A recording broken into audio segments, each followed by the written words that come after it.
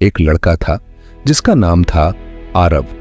एक आम सा लड़का, एक आम सी जिंदगी, लेकिन उसके भीतर एक गहरी खाई थी। एक ऐसी खामोशी जो बाहर से दिखाई नहीं देती थी लेकिन भीतर से चुभती थी। वो हंसता था, लोगों से बातें करता था, कॉलेज जाता था और कभी कभी मजाक भी कर लेता था, लेकिन हर पल एक अदृश्य बोझ उसे खींचता चला जाता था। जब वो अकेला होता तो सन्नाटा उसे निगलने लगता। हर रात जब कमरे की लाइट बंद होती, उसकी सोचें जोरों से चीखने लगती, तू कुछ नहीं है, तेरे अंदर कुछ भी खास नहीं, तू लोगों को बोझ लगता है। ये शब्द कोई और नहीं, खुद आरव के ही थे। वो खुद को धीरे धीरे नष्ट कर रहा था अपने ही विचारों से। ये सब यूं ही नहीं हुआ था। जब आरव छोटा था तब उसके पापा हमेशा उसकी तुलना दूसरे बच्चों से करते। देख, शर्मा जी का बेटा कितना तेज है, तेरे में कभी भी कॉन्फिडेंस नहीं रहेगा। हर बार वो खुद को एक असफल बच्चा महसूस करता। धीरे धीरे आरव ने यह मान लिया कि उसमें कुछ खास नहीं है। वो हर बार जब कुछ अच्छा करता तो खुद को ही रोक देता, कहीं मैं गलत न साबित हो जाऊं। उसके लिए दुनिया से डरना आसान था, लेकिन खुद से डरना सबसे मुश्किल। वो अपनी ही सोच का कैदी बन गया था। लोग कहते थे आरव बहुत समझदार है, क्योंकि वो सबकी सुनता था, सबकी मदद करता था, कभी किसी से लड़ता नहीं था। पर वो नहीं जानते थे वो इसलिए चुप रहता था क्योंकि उसके अंदर की आवाज बहुत तेज थी। हर छोटी बात पर वो खुद को दोष देता। अगर कोई नाराज हो जाए तो सोचता मेरी वजह से हुआ होगा। हर बार खुद को तोड़ता, हर बार खुद को ही छोड़ देता, और धीरे धीरे उसे आदत हो गई थी अपने ही विचारों की मार खाने की। एक दिन जब आरव पार्क में अकेला बैठा था, कांपते हाथों से वो एक किताब पढ़ रहा था, थॉट्स बिकम थिंग्स, तभी एक वृद्ध व्यक्ति पास आकर बैठा। वो साधारण लग रहे थे, लेकिन उनकी आंखों में गहराई थी। उन्होंने आरव से पूछा, तुम इतना अकेला क्यों लग रहे हो? आरव ने पहली बार किसी अजनबी के सामने कह दिया, क्योंकि मैं खुद से ही हार चुका हूं। वृद्ध मुस्कुराए और बोले, बेटा, इस संसार में तुम्हें तुम्हारे विचारों से ज्यादा कुछ भी दुख नहीं दे सकता, और तुम्हें तुम्हारे विचारों से ज्यादा कुछ भी ठीक भी नहीं कर सकता। आरव उन्हें एकटक देखता रहा। ये वाक्य उसके दिल के दरवाजे पर दस्तक दे गया। उस वाक्य ने आरव की नींदें उड़ा दी। तुम्हें तुम्हारे विचारों से ज्यादा कुछ भी दुख नहीं दे सकता। वो रात भर करवटें बदलता रहा। सुबह आई, लेकिन पहली बार वो आईने में खुद को देख रहा था, गहराई से, ध्यान से, बिना नफरत के। उसने खुद से पूछा, अगर मैं खुद को इतना नकारता हूं तो दूसरों से स्वीकार करने की उम्मीद क्यों रखता हूं? आरव के मन में एक और सवाल उठा, क्या मेरे सारे दुखों की जड़ मेरी सोच है? न छोटा एक्शन, बड़ा असर। उस दिन से आरव ने एक छोटा संकल्प लिया, मैं एक दिन में एक ही नकारात्मक विचार पकड़ूंगा और उसे बदलने की कोशिश करूंगा। पहले दिन, सोच, मैं दूसरों जितना अच्छा नहीं हूं। जवाब, हो सकता है मैं उनके जैसा ना हो, लेकिन शायद मैं कुछ ऐसा कर सकूं जो कोई और न कर सके। दूसरे दिन, सोच, लोग मुझे पसंद नहीं करते। जवाब, शायद मैं खुद को पसंद नहीं करता, इसीलिए ऐसा लगता है। तीसरे दिन, सोच, मुझ में आत्मविश्वास नहीं है। जवाब, अगर मैं आज खुद से बात करने की हिम्मत कर पा रहा हूं तो यह भी आत्मविश्वास ही है। एक दिन उसने YouTube पर एक वीडियो देखा। बुद्ध कहते हैं, विचारों को देखो, उन्हें पकड़ो मत।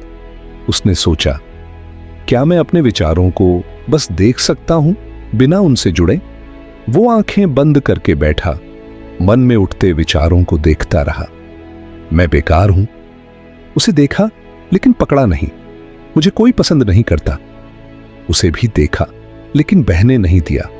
धीरे धीरे वो सोचें जो जहर बन चुकी थी अब धुएं की तरह उड़ने लगी। आरव ने सीखा, विचार आते हैं लेकिन उन्हें सच मानना जरूरी नहीं।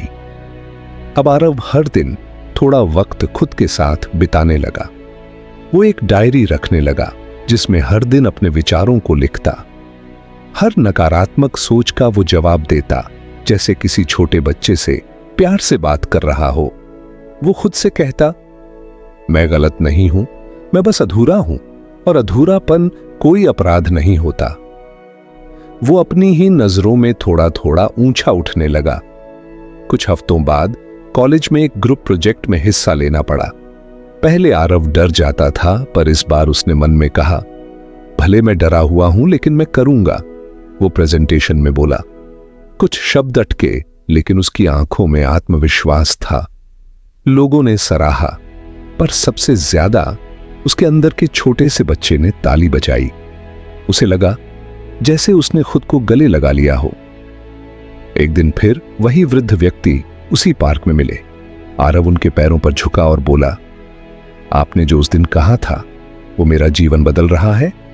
वृद्ध मुस्कुराए और बोले, नम बुधाया, इसका अर्थ है बुद्ध को नमस्कार नहीं, बुद्धत्व को जागृत करो। तुम्हारे अंदर भी बुद्ध है बेटा, और अब वो जाग गया है। आरव अब हर सुबह उठता था, किसी अलार्म से नहीं बल्कि एक उद्देश्य से।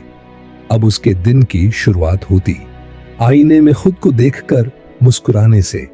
वो खुद से कहता, मैं वहीं हूं जहां मुझे होना चाहिए, और मैं वहीं जा रहा हूं जहां मुझे जाना है। आरव के आसपास वही लोग थे, वही जगह थी, वही रास्ते थे, लेकिन सब कुछ अलग लगने लगा था। क्यों? क्योंकि अब आरव बाहरी दुनिया को अपनी भीतरी सोच से देखता था, डर से नहीं। अब कोई कुछ बुरा कहे तो वह खुद से पूछता, क्या यह बात सच है या सिर्फ किसी और का विचार?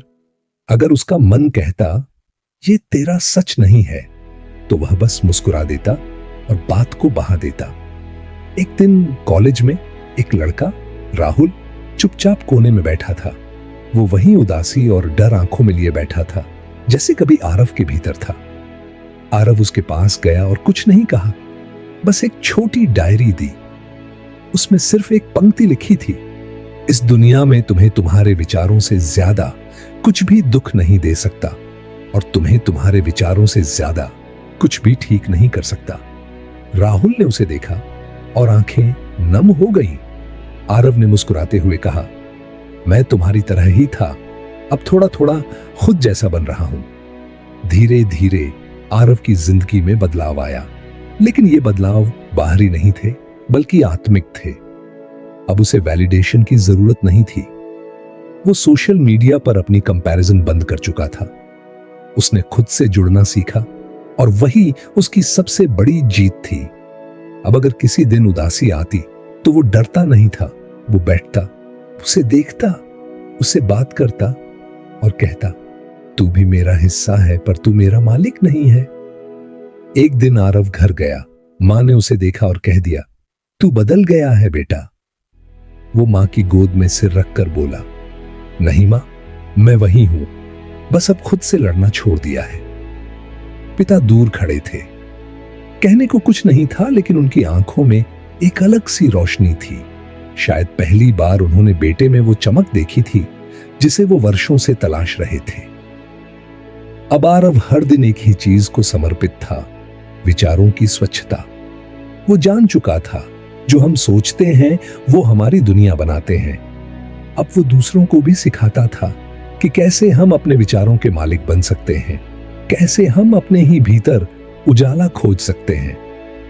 कभी आरव ने अपनी डायरी में लिखा था, मैं उस गहरे अंधेरे से निकलकर आया हूं जहां मेरी सबसे बड़ी चोट मेरी ही सोच थी, और मेरी सबसे बड़ी दवा भी मेरी ही सोच निकली। नम बुधाया। समय बीतता गया। आरव अब सिर्फ एक लड़का नहीं था, वो अब एक प्रकाश बन गया था, एक अनुभव, एक संदेश। वो किसी मंच पर खड़ा होकर भाषण नहीं देता था, वो सिर्फ लोगों को खुद से मिलवाता था। वो कहता, मुझे बदलने के लिए किसी गुरु की जरूरत नहीं थी, बल्कि जरूरत थी उस भीतर की आवाज को सुनने की जिसे मैं सालों से अनदेखा करता आ रहा था। आरव अब अक्सर एकांत में समय बिताता। पहले जहां अकेलापन उसे डराता था, अब वही अकेलापन उसका आश्रय बन गया था। उसने जाना कि सोचों का इलाज बाहर नहीं होता, उनका इलाज उस मौन में है जहां हम अपने विचारों से सिर्फ देखने का अभ्यास करते हैं। अब वो हर सुबह ध्यान करता, कभी बिना किसी मंत्र के, बस सांसों को सुनते हुए, क्योंकि अब वो जान गया था शांति बाहर से नहीं आती, वो तभी आती है जब तुम खुद को पकड़ना छोड़ देते हो। एक दिन आरव को उसकी ही एक पुरानी डायरी मिल गई जिसमें वह हर दिन अपने आप से लड़ा करता था। वो एक पन्ना पढ़ता गया। आज फिर वही हुआ, मुझे खुद से नफरत हो रही है, मैं कुछ भी अच्छा नहीं कर पा रहा, काश मैं कोई और होता। पन्ने पलटते पलटते उसकी आंखें भर आईं, लेकिन अब वो आंसू दुख के नहीं थे, ये आंसू कृतज्ञता के थे। वो मुस्कुराकर बोला, धन्यवाद उन विचारों को जिन्होंने मुझे तोड़ा ताकि मैं खुद को बना सकूं। कभी जो लड़का लोगों से नजरें चुराता था, अब वही लड़का लाइब्रेरी में बैठा हुआ था, किसी अनजान छात्रा को अपनी डायरी दे रहा था। वो लड़की कांपती हुई आवाज में कहती है, मुझे लगता है कि मैं ठीक नहीं हूं।